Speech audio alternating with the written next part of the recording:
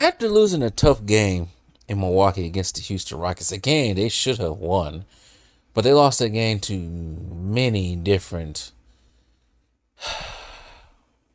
problems, issues towards the end of the game. Refs calling dumb crap, the lack of rebound on the Bucks' part, letting Reeves, Shepard get hot, that sort of thing. They bounce back and go to Dallas and get their first look at the rookie, the high school phenom, I guess, Cooper Flagg. And I have to say, this is actually really my first time actually watching this guy. I didn't really watch him when he was at, what was it, Duke? Didn't watch him that much. Didn't watch him. So this is really my first time, like I said, watching him. And from what I saw, he's decent. Now people keep saying that Jason Kidd is using him wrong. Is he? Sorry for my ignorance on this one. Is he supposed to be, some pass first type of guy? I heard things about him. He's really not a great shooter. Like, what's his game? What's his game supposed to be like? You know, because like I said, I haven't really sat down and watched him play like that. So this is really my first time watching play, and from what I can see, uh, he's an okay shooter. Probably can be better. He can get to the basket, and he ain't backing down. I know that much. He ain't backing down, but he absolutely got dunked on by Giannis. Yeah, I think he got his welcome to the NBA moment with that one. Because Giannis not only dunked on him, but Gafford too at the same time. But anyways, moving on. Giannis Antetokounmpo scores 15 of the 30 points in the fourth quarter, and the Bucks beat the Mavericks 116 to 114. Giannis Antetokounmpo scored 15 of his 30 points in the fourth quarter, and Ryan Rollins put Milwaukee ahead for good, while a crucial layup with 17 seconds left on the clock. As the Bucks came down from 13 points to beat this Dallas Mavericks team. And I didn't watch the fourth quarter. I had to do something. And the next time I know, I look on there. I'm like, damn, they came back and won that game. Because when I left, they was down by 10. And they was just letting anybody shoot. I'm just like, why? What?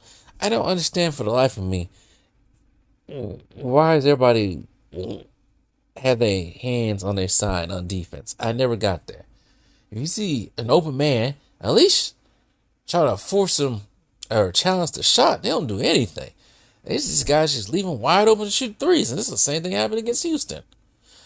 But regardless, they cleaned it up towards the fourth quarter, in the fourth quarter. And I had to give the game ball to not Giannis. Yeah, he scored his usual 30, because I think he's averaging 33 points this season so far. But I have to give the game ball to Kyle Kuzma. Because Kyle Kuzma, late in that game, hit some very big shots. Kyle Kuzma looked like his Lakers self. In 32 minutes, he scored off the bench 26 points, 5 rebounds, needs to up that, 2 assists, 1 steal, and he almost fouled out, but they just calling fouls on everybody. It's like 4 people that had 5 fouls. Giannis, AJ Green, Rollins, and Kuzma have 5 fouls in this game. It's just ridiculous how the NBA just calls. You can't even breathe on the guy. But going back to Kuzma, he shot 10 for 17, 58%, 2 for 6 from the field. Made all his free throws. He was big. He played defense when he needed to, stealing the ball. I think it was the last one. I don't even think it was a play on. Oh, maybe. I don't know what happened. Was it Cooper Flagg that fell and Kuzma got that easy layup? Whatever it was, he played some decent defense in his game. Like I said, Giannis is gonna be Giannis. Giannis Especially, he started out this game slow because I don't think he scored until the second quarter. And when he started scoring, it was at times I caught flashes of the centers of the pass. To be honest, the way he's moving in the post, it just reminds me of Shaq, the younger Shaq, Orlando Shaq, but 20 pounds lighter, way more athletic. Shaq, the way he was moving, a little bit more polished. Because, man, he was making Gafford and all their centers and power forwards on Dallas look stupid. Giannis did finish the game with 30 points, 8 rebounds, and 6 assists and 3 blocks. 5 turnovers. He got to cut those turnovers down because he's starting to rack up a lot of turnovers. Miles Turner had 14, 7 rebounds, and 2 assists. Gary Trent Jr., he did nothing. 3 points in 27 minutes. AJ Green, I forgot what they was calling him. They was calling him Dairy Bird, I think it was, on the telecast. He had 13 points, 5 rebounds, and 2 assists and 1 steal. Made some big time shots himself. Ryan Rollins continues to impress. He had 13, 4 rebounds and 8 assists and 2 steals, 5 for 13 from the field.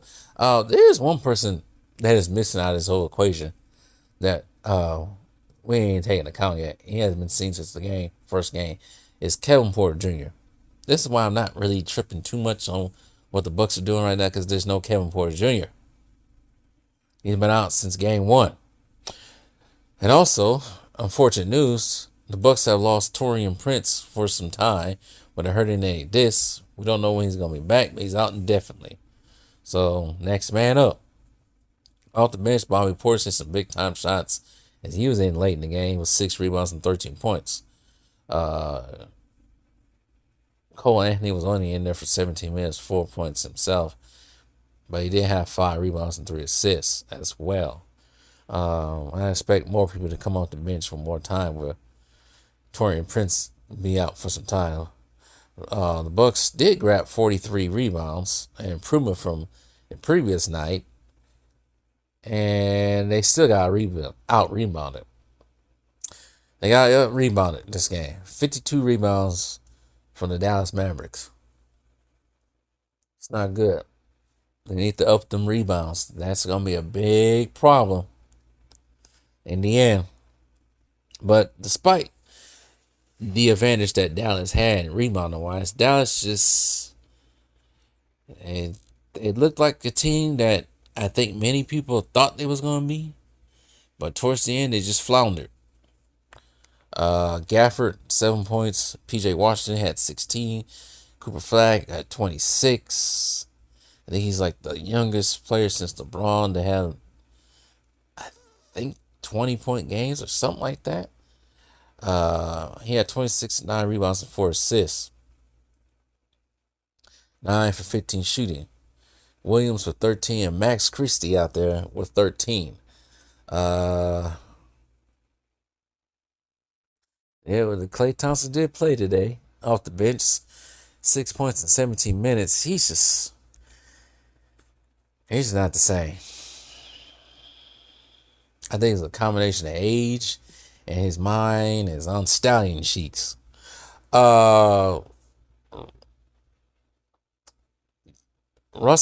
D'Angelo Russell, 7 points in 16 minutes himself and 3 rebounds as well. Bucks improved to 7-4 on the season, while the Mavericks dropped to 3-8. Those File Nico chants are getting louder. I'm surprised they're gonna say fire Jason Kidd pretty soon with the way this is going with them, but I can't say they don't have Kyrie, they don't have Anthony Davis, so they should be better than this even without them playing. You know?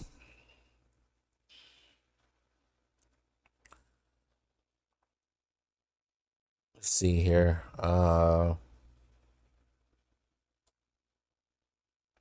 Anthony Davis has missed his 6th consecutive game with a strained left calf. They also, the Mavericks did not have Derek Lively, who's been out for the last 8 games with a right knee sprain. The Bucks will be in Charlotte on Wednesday night. They gotta win that game. And Phoenix is coming to town in Dallas. But yeah, let's see here. They said Cooper Flagg did something. Man, this kid is born. She whiz. I'm getting old. I'm looking at Cooper Flagg's profile right now on ESPN. Born December 12th. Oh, December 21st, 2006. Oh my goodness. I remember this. Whew, man. I know exactly where I was December 2006. Man. I was just starting to grow up when he was born. I was only 16. Anyways, I'm getting old. We all getting old here. I don't know what record he broke.